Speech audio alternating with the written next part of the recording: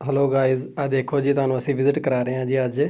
ਦੇਸੀ sugar ਦਾ ਇਹ ਜੀ ਵੇਲਣਾ ਚੱਲ ਰਿਹਾ ਜੀ ਫਿਲਹਾਲ ਪੀਣ ਵਾਸਤੇ ਕੱਢ ਰਿਹਾ ਵਿੱਚ ਬੰਦਾ ਨਿੰਬੂ ਸ਼ਿੰਬੂ ਲਾ ਰਿਹਾ ਜੀ ਫੁੱਲ ਮਾਹੌਲ ਆ ਜੀ ਇਹ ਦੇਖੋ ਜੀ ਟਰੈਕਟਰ ਤੇ ਵੇਲਣਾ ਚੱਲ ਰਿਹਾ ਜੀ ਇਹ ਪੰਜਾਬ ਦੇ ਪੰਜਾਬੀ ਲੋਕ ਇਹ ਦੇਖੋ ਜੀ ਗੰਨੇ ਤੇ ਗੰਨਾ ਲੱਗ ਰਿਹਾ ਜੀ ਗੰਨੇ ਤੇ ਗੰਨਾ ਸਬਸਕ੍ਰਾਈਬ ਵੀ ਕਰ ਲਿਆ ਜੇ ਯਾਦ ਨਾਲ ਕਰ ਲਿਆ ਜੇ ਅੱਗੇ ਵੀਡੀਓ ਦੇ ਨਾਲ ਜੁੜੇ ਰਿਹਾ ਜੇ ਇਹ ਦੇਖ ਲਓ ਜੀ ਬੰਦਾ ਪੇਸੀਆਂ ਲਾ ਰਿਹਾ ਜੀ ਇਹਨੂੰ ਕਹਿੰਦੇ ਆ ਜੀ ਗੁੜ ਦੀ ਪੇਸੀ ਖਾਵੇ ਜੱਟ ਤੇ ਮਾਰੇ ਲਹਿਰਾਂ ਇਹ ਦੇਖੋ ਜੀ ਲਾ ਰਿਹਾ ਬਾਬਾ ਆਵਾਮ ਇਕੱਠੀ ਹੋਈ ਹੈ ਜੀ ਗੁੜ ਖਾ ਰਹੀ ਹੈ ਜੀ ਕਿਉਂਕਿ ਪਿੰਡ ਵਸੇਬ ਆ ਇਹ ਚੈੱਕ ਕਰੋ ਜੀ ਇਹ ਜੀ ਮਾਰ ਰਿਹਾ ਜੀ ਕੋਈ ਹਿਲਾ ਰਿਹਾ ਜੀ ਕੋਈ ਗੁੜ ਖਾ ਰਿਹਾ ਜੀ ਕੋਈ ਵੇਲਣੇ ਦੇ ਕੋ ਕਿੱਦਾਂ ਜੀ ਮੌਜਾਂ ਲੱਗੀਆਂ ਨੇ ਇਹ ਦੇਖੋ ਜੀ ਹੁਣ ਤਕਰੀਬਨ ਪੱਤ ਤਿਆਰ ਹੋਈ ਖੜੀ ਹੈ ਜੀ ਇਹਨੂੰ ਹੁਣ ਹਿਲਾਈ ਜਾਣਾ ਵਾ ਕਿਉਂਕਿ ਕਿਸੇ ਸਮੇਂ ਦੇ ਵਿੱਚ ਵੀ ਥੱਲੇ ਲੱਗ ਸਕਦੀ ਹੈ ਇਹ ਦੇਖੋ ਕੜਛਾ ਮਾਰ ਰਿਹਾ ਵਿੱਚ ਇਹਨੂੰ ਕਹਿੰਦੇ ਛਾਣਨੇ ਨਾਲ ਹਿਲਾਈ ਜਾਣੀ ਪੱਤ ਸਾੜ ਮਾਰਦੀ ਪਈ ਹੈ ਜੀ ਹੁਣ ਇਹ ਕੱਢਣ ਦੇ ਕਰੀਬ ਹੀ ਆ ਬਿਲਕੁਲ ਤਿਆਰ ਹੋਈ ਖੜੀ ਆਪਣੀ ਪੱਤ ਇਹ ਦੇ ਤਾਂ ਸਬਸਕ੍ਰਾਈਬ ਕਰਨਾ ਨਾ ਭੁੱਲਿਆ ਜੇ ਚੌਧਰੀ ਸਾਹਿਬ ਸਾਰੇ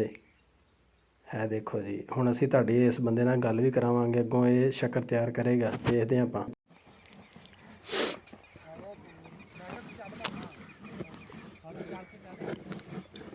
ਕੀ ਬਣਾ ਰਹੇ ਭਾਈਆਂ ਨੇ ਇਹ शक्कर हाँ जी शक्कर की शय होंदी गुड़ जो गर्मियां च ना बंदे दी तबाही ला जांदी ना हाँ जी ठंडे पानी च पा के अच्छा ठंडी होंदी है बहुत ठंडी होंदी है गर्मी छेती पै जावे ठीक है बाकी आ पिछे असलम भाई आ गए पुछ शक्कर दा फायदा ਆ ਜਿਹੜੀ ਤੁਸੀਂ ਉੱਤੇ ਮਾਰਦੇ ਆ ਤੇ ਇਹਨੂੰ ਕੀ ਕਹਿੰਦੇ ਆ ਆ ਜਿਹੜੀ ਤੁਹਾਡੇ ਹੱਥ 'ਚ ਫੜੀ ਮਸ਼ੀਨ ਜੀ ਇਹ ਕੀ ਚੀਜ਼ ਆ ਸਾਰਾ ਸ਼ਾਇਦ ਕੀ ਕਹਿੰਦੇ ਇਹਨੂੰ घोड़ी ਘੋੜੀ ਇਹਨੂੰ ਘੋੜੀ ਕਹਿੰਦੇ ਆ ਅੱਛਾ ਜੀ ਇਹ ਘੋੜੀ ਆ ਯੈਸ ਹੋ ਗਿਆ ਇਹ ਘੋੜੀ ਦਾ ਹੀ ਕਮਾਲ ਆ ਕਿ ਜਿਹੜੀ ਸ਼ੱਕਰ ਤਿਆਰ ਕਰਦੀ ਪਈ ਆ ਘੋੜੀ ਦਾ ਕਮਾਲ ਬੰਦੇ ਨੂੰ ਮੰਜ਼ਲ ਤੇ ਪਹੁੰਚਾਉਂਦੀ ਅਗਰ ਘੋੜੀ ਮਾਠੀ ਹੋਵੇ ਤੇ ਫਿਰ ਨਹੀਂ ਵੀਰੇ ਘੋੜੀ ਤਗੜੀ ਕਰਨੀ ਪੈਂਦੀ ਪਹਿਲੇ ਛੋਲੇ ਚਾਰਨੇ ਪੈਂਦੇ ਹਨ ਅੱਛਾ ਜੀ ਤੇ ਜਿਹੜਾ ਬੰਦਾ ਅੱਗੇ ਨੱਸ ਗਿਆ ਘੋੜੀ ਛੱਡ ਕੇ ਉਹਦਾ ਕੀ ਮਸਲਾ ਸੀ ਉਹ ਉਹਨੂੰ ਪੁੱਛੋ